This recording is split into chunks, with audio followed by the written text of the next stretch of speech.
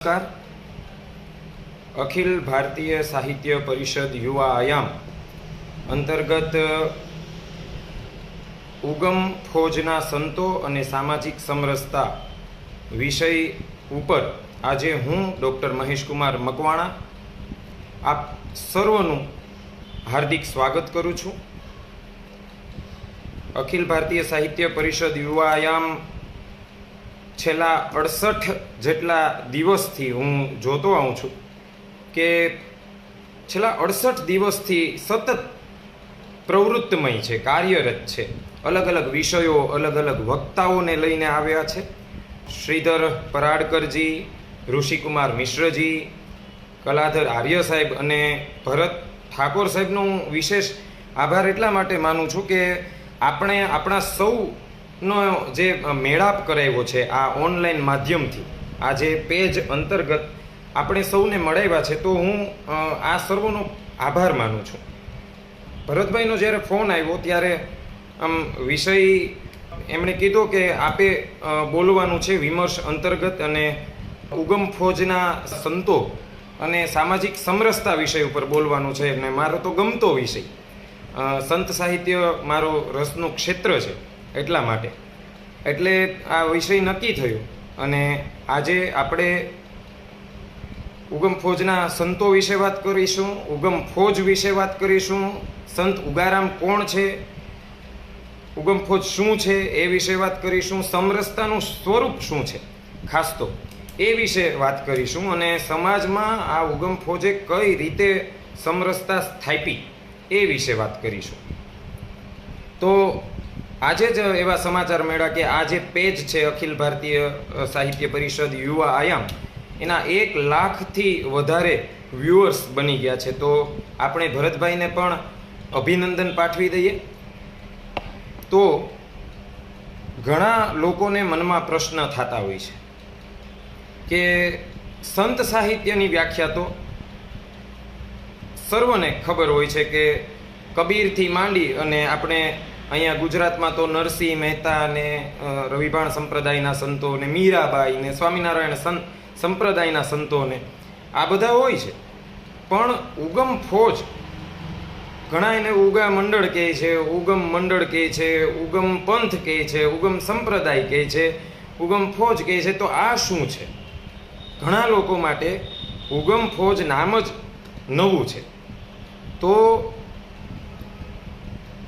છેક રામાનંદ સુધી આના મૂળ પડ્યા છે. ઉગમ ફોજના મૂળ આપણો આ કબીર પંથ જે આખા ભારતમાં ફેલાયેલો છે. આ કબીર પંથમાંથી જ આમ તો ફોજ શબ્દ ત્યાંથી જ આવ્યો. ઘણાને એમ થતું હોય કે આ ફોજ શું, ઉગમ ફોજ શું, સંપ્રદાય નહીં, પંથ નહીં, મંડળ નહીં, ફોજ. તો આપણે ત્યાં 3 ફોજ એ પ્રસિદ્ધ છે સંત સાહિત્યમાં.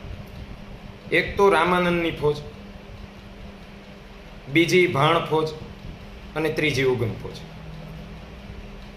હવે રામાનંદની જે ફોજ છે, જે રામાનુજાચાર્યથી આગળ વધીને રામાનંદ સુધી આવે છે, અને દક્ષિણમાંથી રામાનંદ છે ઉત્તર ભારતમાં આવે, અને પછી એ રામાનંદ અલગ અલગ જાતિ પાતિ દેખે નહીં કોઈ, હરિકો ભજે સો હરિકા હોય, આવા મંત્ર સાથે સમાજના તમામ તબક્કાના લોકોને શિષ્યત્વ આપે, ઉપદેશ આપે છે.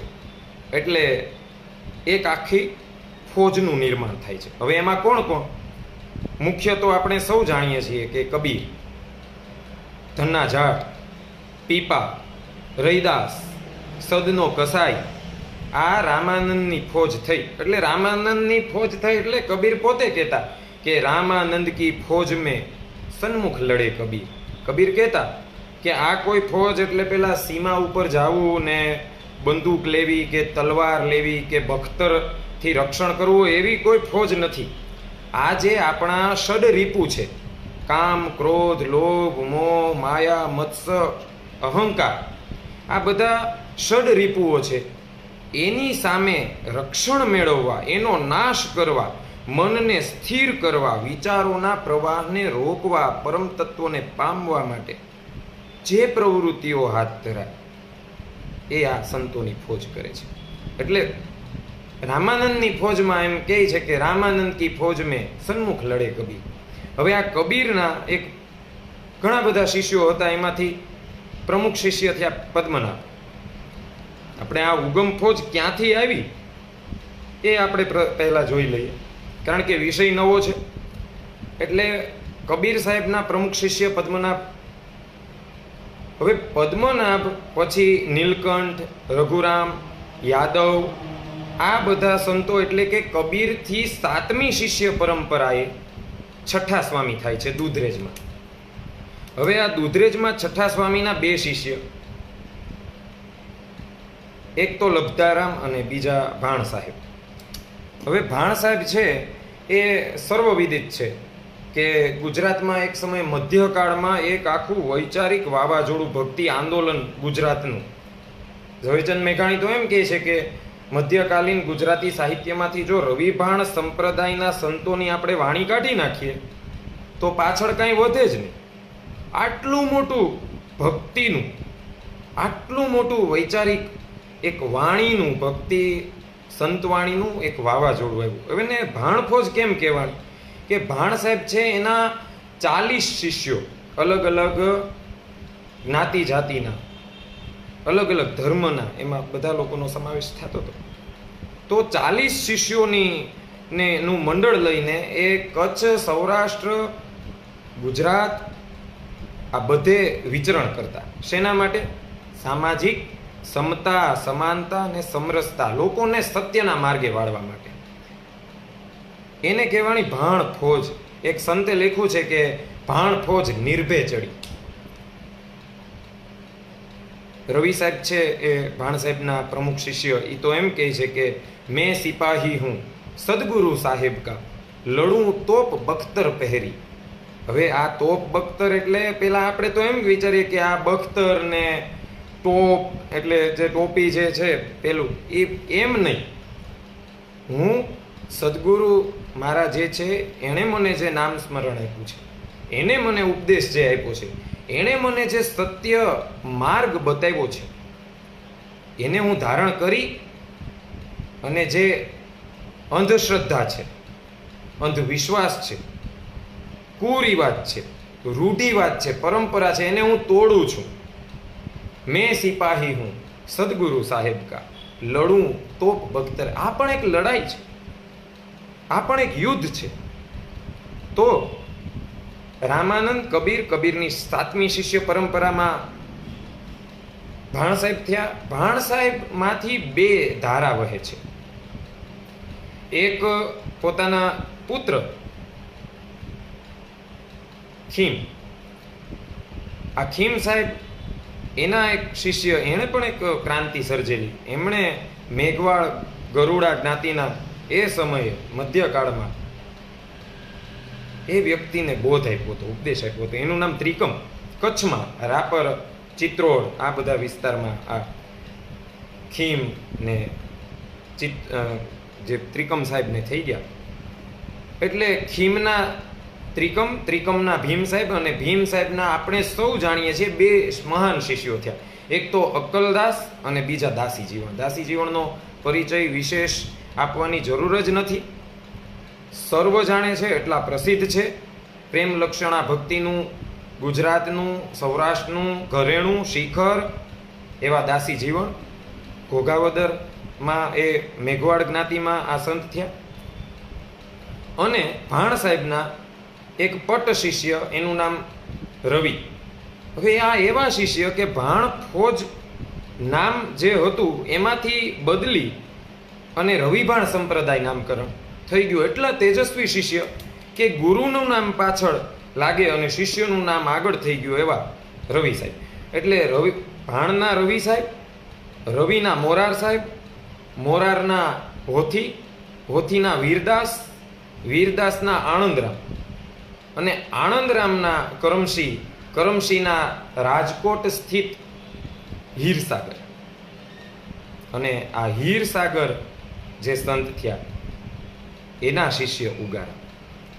એટલે આપણે જોઈ શકીએ છીએ કે ઉગારામનું મૂળ છે કબીર, છે રામાનંદ. એટલે આમ તો ભારતીય જે આચાર્ય પરંપરા સુધી આમ તો ઉગારામનું મૂળ પહોંચે છે.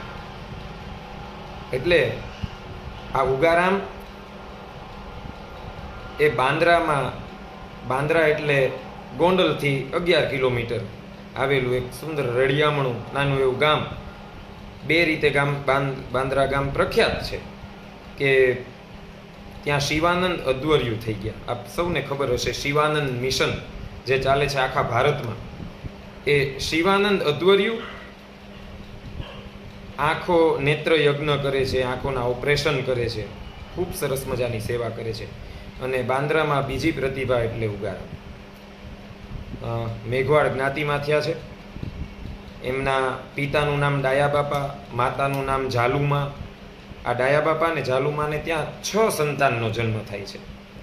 3 દીકરા, 3 દીકરીઓ. 3 દીકરામાં મોટા દીકરાનું નામ લીંબા બાપા, બીજા નંબરના દીકરાનું નામ દાના બાપા, અને ત્રીજા દીકરા એ ઉગારામ હતા. એટલે દીકરાઓમાં જે નાના છે એ ઉગારામ છે. ઉગારામ આમ જન્મથી જ પ્રતિભાશાળી ખરા, પણ શાળાનું શિક્ષણ છેક સુધી લીધું નહીં. એમણે ગુરુની શોધમાં ટીંબીધાર એમ કહેવાય છે કે ત્યાં ઘંટીનું પડ માથે રાખીને એક પગે ઊભીને બહુ સાધના કરી. મોટા ભાઈ મનાવી અને ઘરે લઈ આવે. ઉગારામના જે લગ્ન છે એ નાનપણમાં જ ઘોડિયા લગ્ન પહેલા તો થતા, એટલે સોનામાં સાથે થઈ ગયેલા. એટલે લીંબા બાપા સમજાવે કે આટલી પતિપરાયણ પત્ની અને એની સાથે રહીને ગૃહસ્થ જીવન જીવો અને ભક્તિ કરો. તો ઉગારામ આ વસ્તુ માને છે, પણ એનું મન ગુરુની શોધમાં. છેક સુધી એમ કે ગુરુ મળે એનું રટણ જ એવું. હવે આપણે અત્યારે તો સંત શબ્દ કોઈ પણ આમ એવી ફેશન ચાલી છે કે કોઈ પણના માટે આપણે સંત શબ્દનો ઉપયોગ કરી શકીએ એમ નથી. સંત એ બહુ ભારેખમ શબ્દ છે. સંત કોઈ સામાન્ય શબ્દ નથી, સંત કોઈ સામાન્ય પદવી નથી. કોઈ પણના માટે સંત શબ્દ વાપરી ન શકાય. સંત તો એમ કહેવાય છે કે ગિરનારની છેલ્લી ટૂંક. સંત એટલે દત્ત શિખર, સંત એટલે માળાનો મેરુ, સંત એટલે ષટ ચક્રનું 7મું ચક્ર, અને સંત એટલે જ્ઞાનની 7મી ભૂમિકા. હિમાલય. કોઈ પણના માટે આપણે સંત શબ્દ વાપરી દઈએ, વાત જ ખોટી છે. નરસિંહ મહેતા તો એમ કહે છે કે મારા રે બાંધ્યા અર્જુન સંત છોડાવે, પણ સંતના બાંધ્યા નવ છૂટે. કૃષ્ણના મોઢે સંવાદ મૂક્યો છે નરસિંહ મહેતાએ કે હું જેને બાંધું એને સંત છોડાવે, પણ સંત જેને બાંધે એને હું છોડાવી શકું નહીં. એટલે સંત તો નરસિંહ મહેતાએ તો પરમાત્માનો પર્યાય કીધો છે. સંત કોઈ જેવી તેવી સંજ્ઞા નથી. એટલે હીરસાગર નામના સંત એનો ભેટો થાય છે ઉગારામને. અને પછી તો આમ તો જુઓ, ઉગારામ 60 વર્ષના અને ગુરુ છે એ 30 વર્ષના. હવે અત્યારે આ સાંભળીએ ત્યારે આપણને આશ્ચર્ય થાય કે ગુરુ છે એ નાની ઉંમરના અને શિષ્યની ઉંમર એટલી મોટી, પણ એ હતું કારણ કે એટલા તેજસ્વી હીરસાગર, એ પણ મેઘવાળ સંત. આપણી ભારતીય સંત પરંપરામાં કેવું છે કે ખૂણે ખૂણે ભારતીય સંસ્કૃતિમાં સંતો થયા છે, સંત સ્થાનકો છે, અને આ સંતો મોટા ભાગે ગૃહસ્થ છે. વિશેષતા એ છે કે આ સંતો મોટા ભાગે અંત્યજ પરંપરામાં છે, પછાત જાતિમાં છે. તો ઉગારામને ઉપદેશ આપે છે અને પછી ઉગારામ એ ઉપદેશને બરાબર ગ્રહણ કરે છે. મારે આજે વાત કરવી છે ને કે ઉગમ ફોજના સંતો અને એની જે સામાજિક સમરસતા વિશેની વાત કરવી છે. મારે એ જ વાત કરવી છે કે જે ગુરુએ જે બોધ આપ્યો, એ બોધને જે એણે ગ્રહણ કર્યો, અને પછી એમ જયંતિ બાપા તો એમ કહે છે કે કોઈ પીવો, કોઈ પીવો, કોઈ પીવો, એમ અંદરથી જેને લહેર આવવા માંડી. અને પછી ગુરુ ઉપદેશ હતો કે તમારો પ્રથમ ઉપદેશ તો અમરનગરમાં એક મુસલમાન પઠાણને આપશો અને તમારા આંગણે 18 વર્ણ એક થશે.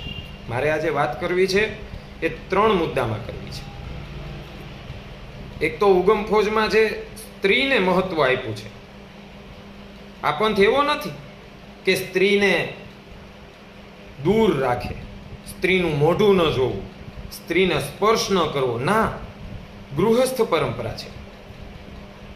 આમ તો શિવ શક્તિથી આ ધર્મ ચાલ્યો અને પછી ધીમે ધીમે નિજાર પંથ. નિજાર પંથમાં તો કેવી વિશેષતા કે ગુરુ સ્થાને સ્ત્રી છે અને શિષ્ય સ્થાને તમે જુઓ લાખો લોયણ છે, દાડલ દે ને ખીમડો કોટવાડ છે, કુંભારાણો ને લીરલભાઈ, એટલે આખી રૂપાદે માલદે છે. સ્ત્રી છે ગુરુ સ્થાને. એટલે અહીંયા પણ એવું જ.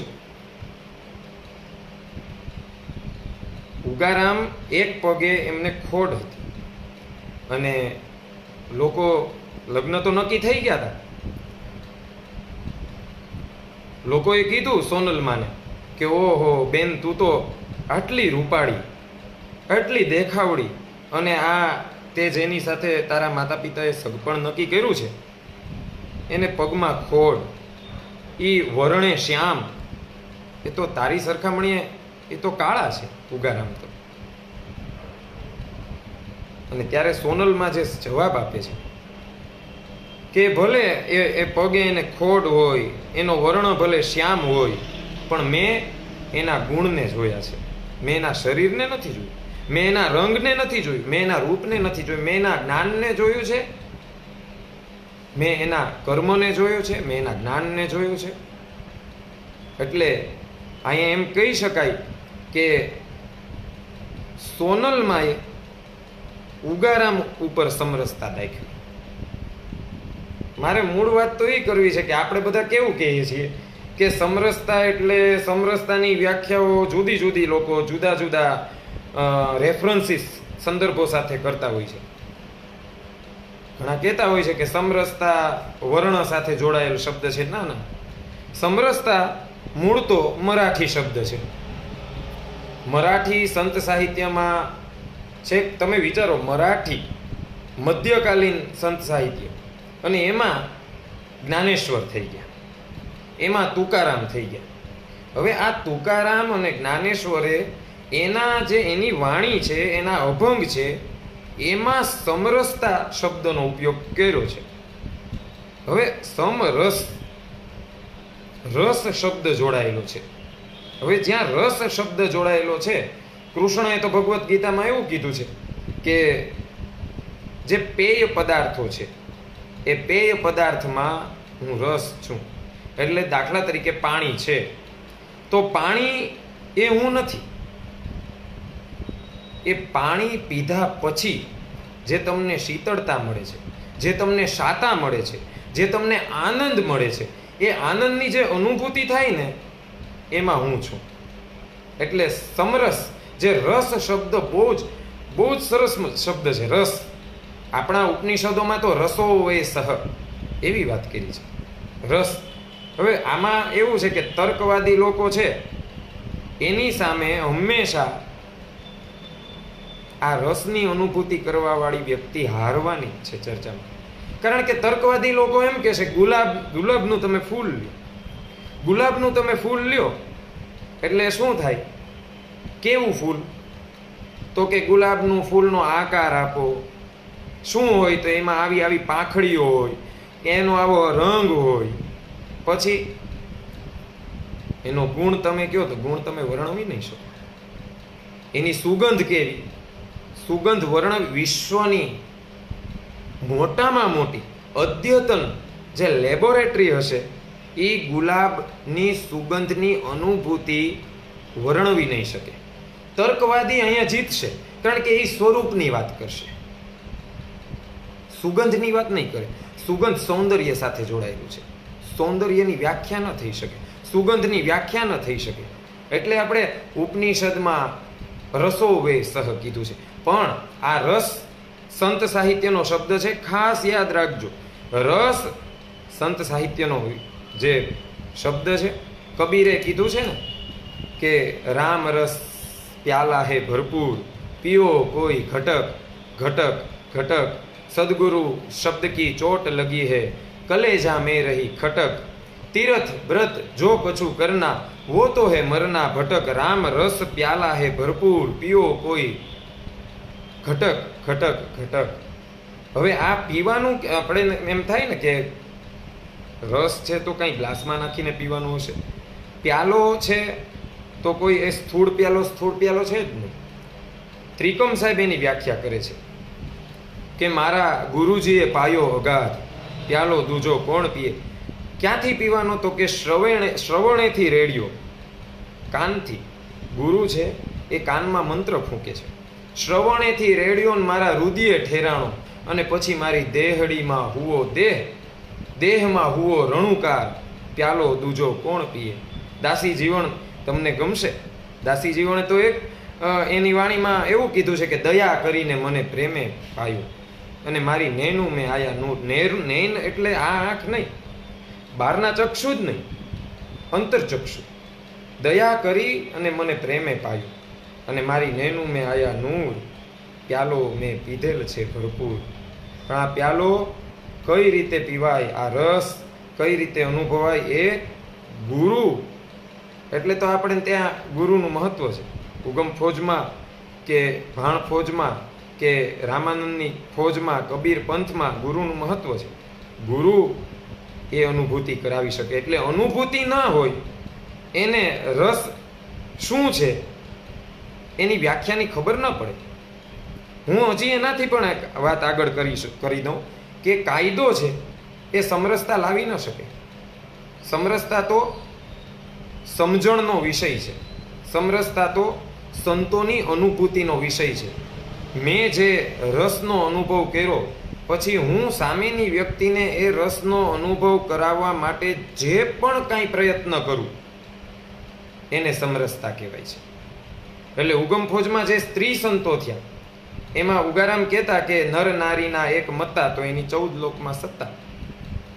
એ પછી સોનલમાં હોય, એ પછી ગંગામાં હોય દેવારામ બાપાના પત્ની, કે એ પછી વજીમાં હોય. વજીમાનું કેવું ચારિત્ર, કે હરજીવન દાદા કરીને એ ઉગારામ દાદાના શિષ્ય પુંજારામ પઠાણ મુસલમાન, અને એ મુસલમાનના શિષ્ય પાછા કેવા બ્રાહ્મણ, હરજીવન જોશી. આ હરજીવન દાદાના પત્ની વજીમાં. હવે એને જેટલા સંતાનો, આ લાભુ દાદા અને ગિરજાશંકર ને આ બધા સંતાનો, તો એ સમયે લોકોએ કીધું કે મુસલમાનને ગુરુ બનાવ્યા છે તમારા પતિએ, તો અમે તમારે ત્યાં દીકરી દઈએ નહીં ને તમારી દીકરી લઈએ નહીં. આવી પરિસ્થિતિ વચ્ચે પણ વજીમાએ સમતા રાખી છે. આવી પરિસ્થિતિ વચ્ચે પણ એ ફૈગા નથી. એને એમ નથી કીધું હરજીવન દાદાને કે ના, મારે તમે આ તમારા ગુરુનો સંગ છોડી દો, આપણા સંતાનો છે એના સગપણ નથી થતા, એવું નથી કીધું. એવી જ રીતે હીરામાં લાભુ દાદાના પત્ની. એટલે ટૂંકમાં જે સ્ત્રી સંતો છે એણે પતિની સાથે જ ભક્તિમાં સમરસતા સ્થાપવામાં, અંધશ્રદ્ધાને દૂર કરવામાં સાથ આપ્યો છે. એ પછી ધર્મ. ઉગમ ફોજમાં છે ને મિત્રો, ધર્મને કોઈ એટલું બધું પ્રાધાન્ય એમ કે હિન્દુ ધર્મ, મુસ્લિમ ધર્મ, શીખ ધર્મ, ક્રિશ્ચન ધર્મ એવું નહીં. ઉગારામના તો પ્રથમ શિષ્ય મુસલમાન પઠાણ. પૂંજારામમાં પૂંજાભાઈમાંથી પૂંજલ પીર થઈ ગયા. તમે વિચારો, શિકારી માણસ જેનો શિકારનો ધંધો લોકોને સહજ, કારણ કે શિકારી મુસલમાન પઠાણ તો શિકાર કરે, અને એમાં એ સમય આઝાદી પહેલાનો, એમાં કાંઈ નવાઈની વાત નહીં. પણ એક સમય 12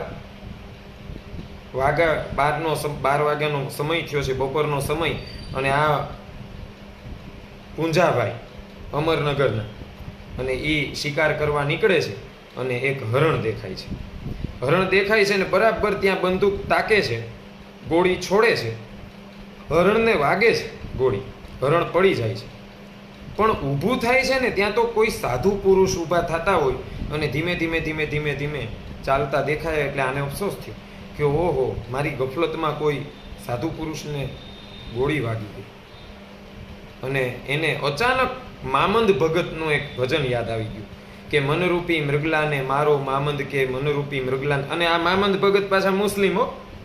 આ મામંદ ભગત મુસ્લિમને એ પાછા એમ કહે છે કે જીવ મારીને તમે જીવ જીવાડો, એમાં શું તોલ તમારો મામંદ કે કોઈ મનરૂપી મૃગલાને મારો, મનના મૃગને મારો, તમે બાહ્ય શિકાર ન કરો. ને પછી આ પૂંજારામ ને ઉગારામનો ભેટો થાય છે ને બંદૂક જે જોટો હતો એ બંદૂક ત્યાંની ત્યાં ભાંગી નાખે છે અને પૂંજા પઠાણમાંથી પૂંજલ પીર થઈ જાય છે. એટલે આવી સમરસતા. અમને ભેદ બતાયા ગુરુએ અવિચળ જ્ઞાન સમજાયા, હિન્દુ મુસલમાન એક છે એવા જ્ઞાન બતાયા, અમને ભેદ બતાયા. આવા પૂંજારામની તો આવી વાણી છે. એટલે ઉગારામના આ શિષ્ય પૂંજારામ અને ઉગારામે જ આ બધી શરૂઆત કરી સમરસતાની. સમાજમાં એ સમયે તો કેટલું અસ્પૃશ્યતાનું જો અત્યારે પણ જો વાતાવરણ હોય તો આઝાદી પહેલા તો કેવું વાતાવરણ. એટલે ઉગારામે તો આખી જિંદગી એ પોતે તો વણકર કામ કરતા, કાપડ સીવવાનું, ખેતરમાં મજૂરી કામ કરતા, કોષ સાંધવાનું કામ કરતા, પણ કાપડ વણતાની સાથે સાથે સમાજના વિવિધ તબક્કામાંથી આવતા લોકો એના મનને એણે વણી લીધા. કાપડના જે તાણાવાણા વણવાના હોય ને એમ આ 18 વર્ણને એક હારે વણી લીધા. ઉગારામે પોતાનું કર્મ હા કર્યું છે. એટલે ઉગારામ તો પાછા એના શિષ્યોને કહેતા કે મને મારા ગુરુજીએ જે ઉપદેશ આપ્યો છે એ કહેતા કે ગુપ્ત સ્મરણ દીધું મારા ગુરુજીએ, તેથી ચીન્યો આત્મા અમારો, હું અશુદ્ધ હતો એને શુદ્ધ કીધો, તેથી ગુણો ગુણ માનું ગુરુ તમારો, સદાય ઓથ તમારા નામનો, સમરૂ એક ઈશ્વર સાહેબનું નામ, દાસ ઉગારામને ગુરુ હીરસાગર મેળા ખટસો શબ્દની સારમાં ઓળખાયો આત્મરામ. આ આત્મારામ ઓળખાય ને એટલે બધી નાત જાતના ભેદ એમને મળતા જ નથી મિત્રો. આ સમજણની વાત. કાયદો છે ને એ એની ઉપર કંટ્રોલ કરી શકે. ધર્મ સંપ્રદાય સમાજમાં શાંતિ સ્થાપવા માટે, સમાજમાં એકરૂપતા સ્થાપવા માટે, સમાજમાં સમાનતા લાવવા માટે કાયદો કારગર છે, એમાં સવાલ નથી. પણ મનથી તમે બીજાને સ્વીકારો, મનથી તમે બીજા સાથે એકરૂપ થાવ, એ પ્રેમ વગર થઈ શકે નહીં.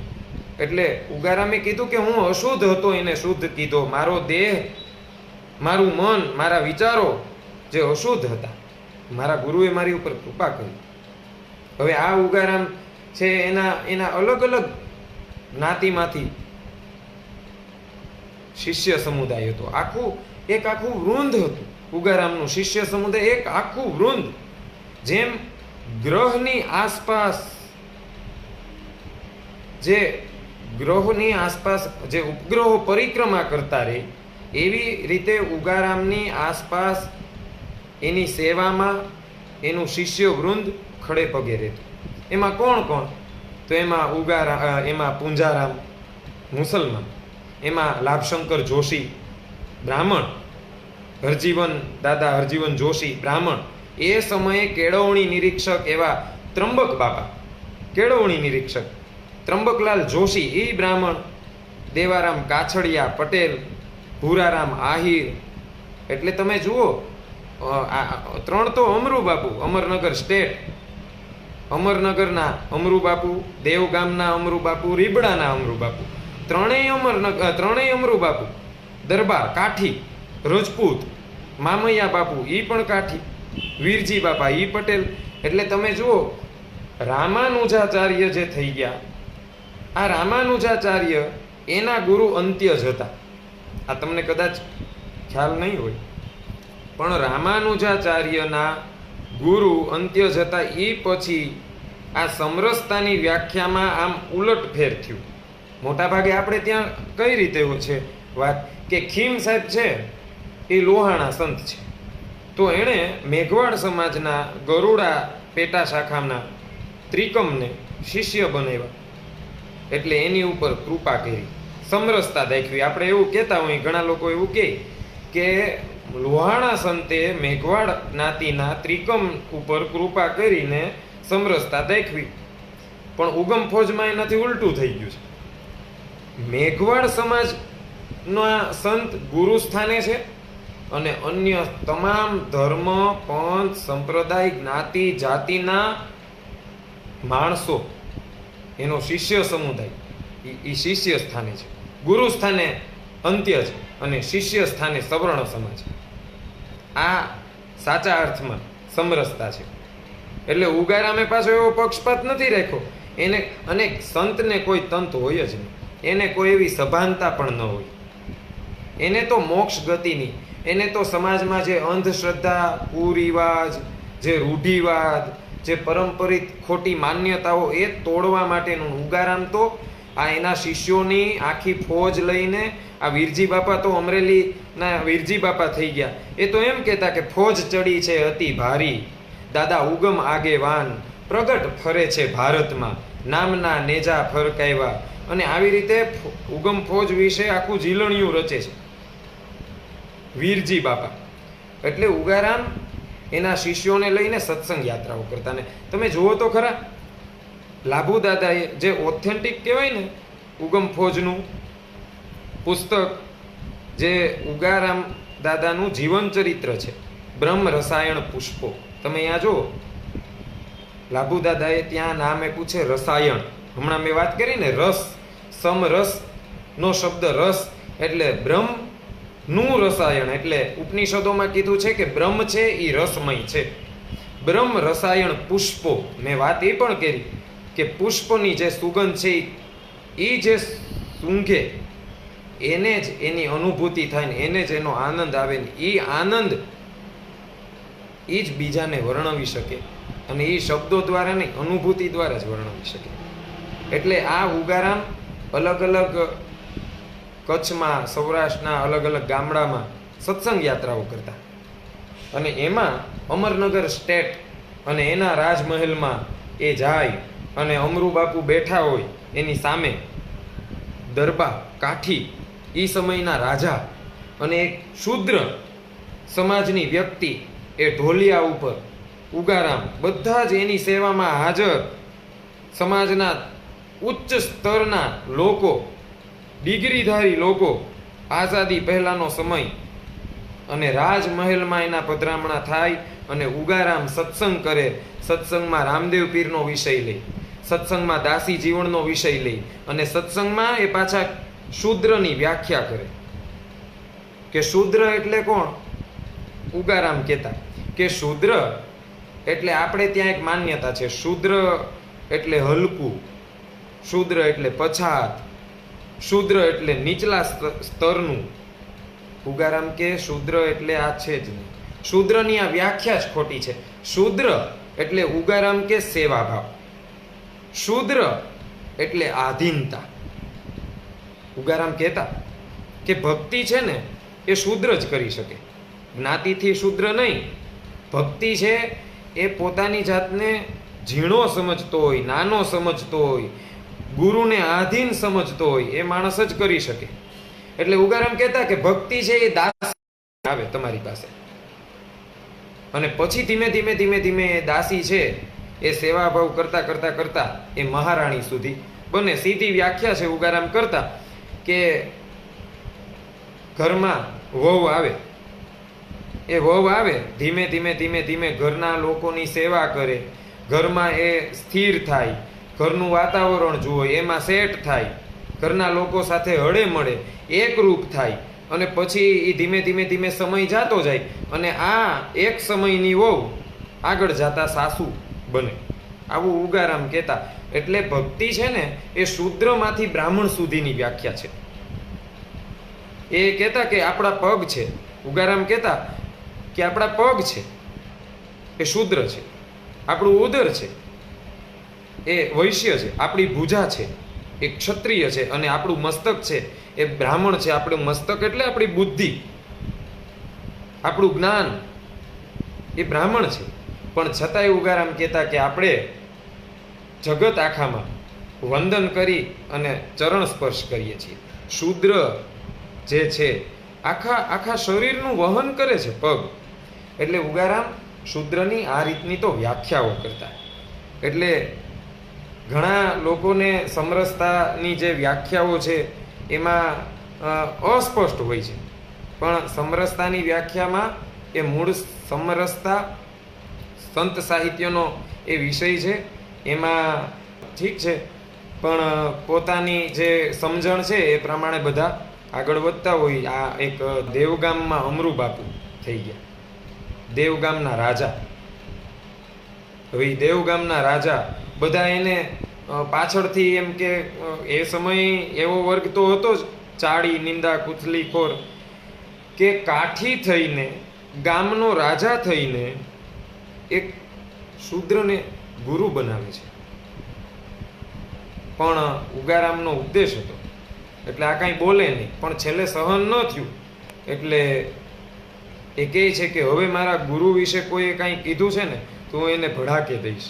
આવી વાતો એણે એ સમયે કરેલી. તો તમે જુઓ એનો સમર્પણ ભાવ જોવાનો છે. સંતોમાં જ્ઞાતિ જાતિના ભેદભાવ આવતા નથી. એમાં જે જ્ઞાન, આત્માની ઓળખ, અને એ બધે ભ્રમણ કરતા, એ બધે વિચરણ કરતા, એ બધે એ લાભુદાદાની વાણી તો એક પછી એક. ઉગારામના પ્રિય શિષ્ય લાભુદાદા, ત્યાં સુધીના પ્રિય શિષ્ય કે એમણે એમ કીધું હતું કે મારી વિદાય પછી જો તમને કાંઈ કોઈને પ્રશ્ન થાય તો તમારે લાભુને પૂછવું. અને ઉગમ ફોજના અધિપતિના સ્થાને લાભુદાદા. હવે આ લાભુદાદા કેવા કે એમણે તો એમના પિતાનો જે જ્ઞાનનો વારસો હતો એ વારસામાં એવું હતું. વેદ, ઉપનિષદ, પુરાણ આ બધું વારસાગત હતું. એ પઠન પાઠન, રામાયણ, ભાગવત કથા કરતા, ભાગવત સપ્તાહ કરતા. એટલે આ લાભુદાદાને ત્યાં પ્રથમવાર ઉગારામ આવે છે, સાથે સોનલમાં ને આખું ઉગા મંડળ, આખી ઉગમ ફોજ આવે છે.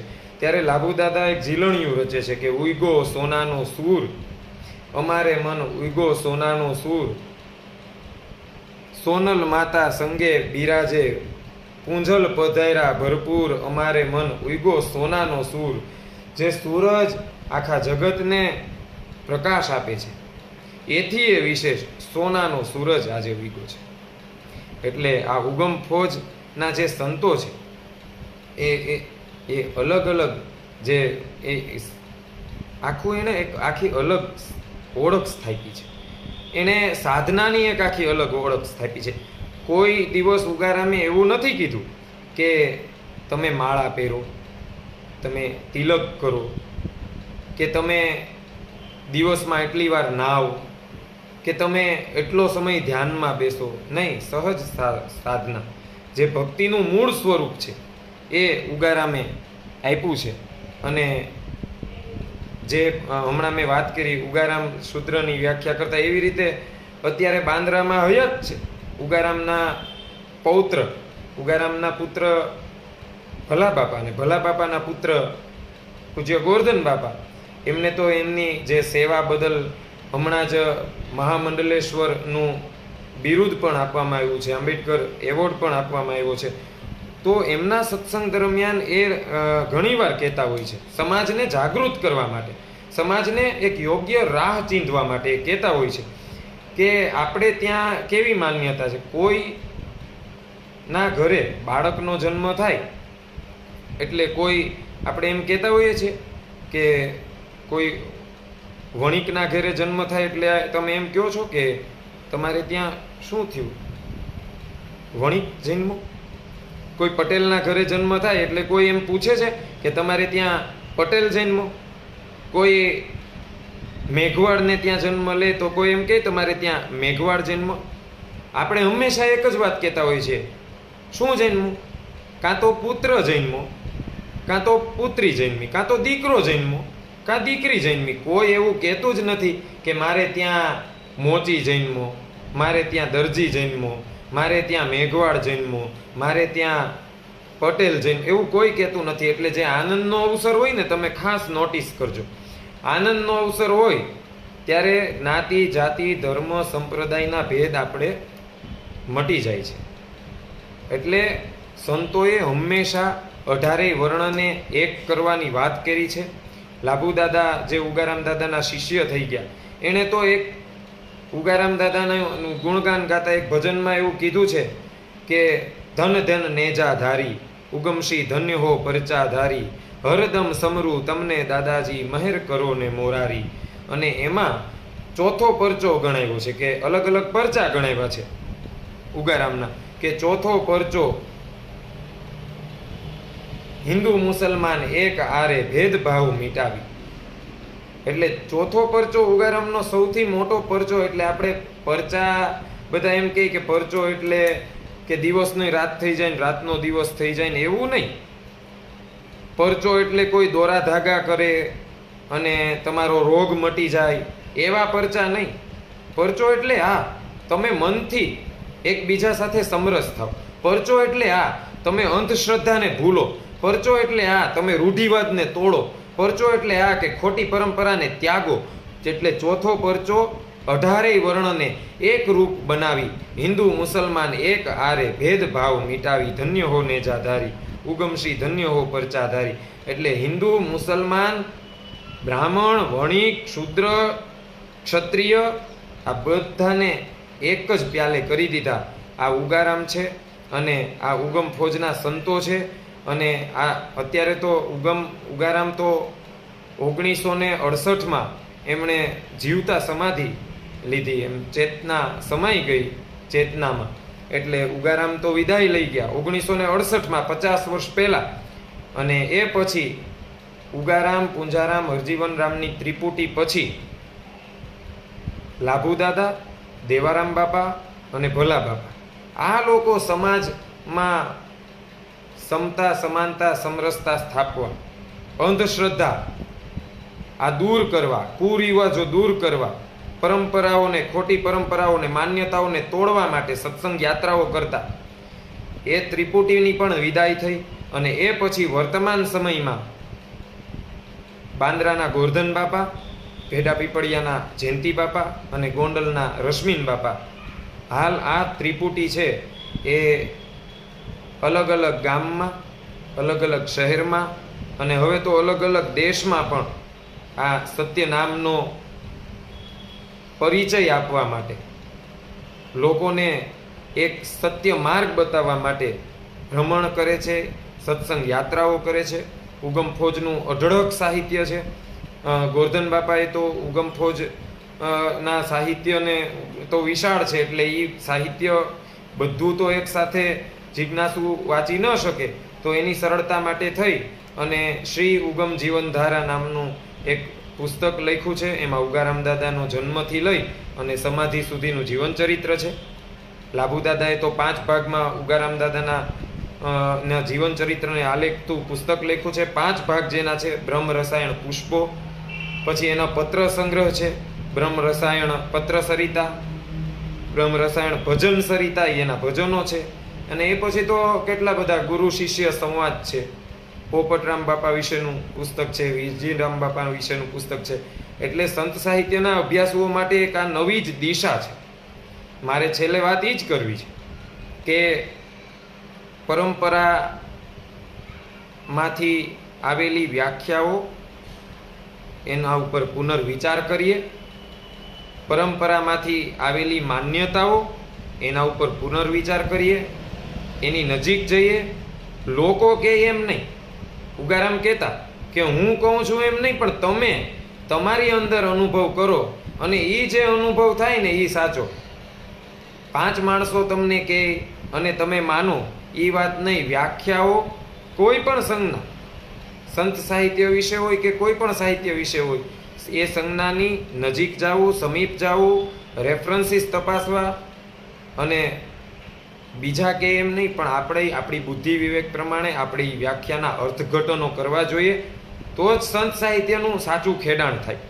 એટલે ઉગમ ફોજના સંતો, ઉગમ ફોજ, ઉગારામ દાદાનું જીવન, એના સંતોનું જીવન, સંત સાહિત્યના સંશોધકોની રાહ જોઈને બેઠું છે. ઘણું બધું એમાં સંશોધનને અવકાશ છે. તો ખાસ તો વર્તમાન સમયમાં આ સમયમાં આપણે જ્યારે લોકડાઉનની સ્થિતિમાં હમણાંથી બહાર નીકળ્યા છીએ અને અનલોકમાં પ્રવેશ્યા છીએ, આવા સમયે એક તણાવમુક્ત જીવન જીવવાની જેની શોધ હોય તો આ ઉગમ ફોજનું જે સાહિત્ય એ જૂની માન્યતાઓ તમારી તોડશે. એક બીજું, જૂની માન્યતા તોડશે, જૂની પરંપરાઓ તોડશે અને તમને એક નવી દિશા, નવી સાધના અને નવી પરંપરા, તમારા નજીકના જ સંતો હમણાં જ હજી થયા હોય, હજી જે હયાત હોય અને એ વિશે તમે જાણશો તો તમને વિશેષ મધ્યકાળના સંતોને જાણી શકશો, મધ્યકાળના સંતોની વાણીને તમે પામી શકશો. એટલે આજના આ અખિલ ભારતીય સાહિત્ય પરિષદના યુવા આયામ અંતર્ગત આપણે સૌ મળ્યા તો હું ડૉક્ટર મહેશ કુમાર મકવાણા આપ સર્વનો આભાર માનું છું. આપે સૌએ મને સાંભળો અને આપ સૌ પણ સંત સાહિત્યની વિવિધ શાખાઓનું સંશોધન કરો, એની જે વ્યાખ્યાઓ છે એની નજીક જાઓ, એને ઉકેલો, એવી શુભકામનાઓ સાથે હું ડૉક્ટર મહેશકુમાર મકવાણા અહીં વિરમું છું. મને આપ સર્વએ સાંભળ્યો એ બદલ આપ સર્વનો ખૂબ ખૂબ આભાર. ધન્યવાદ.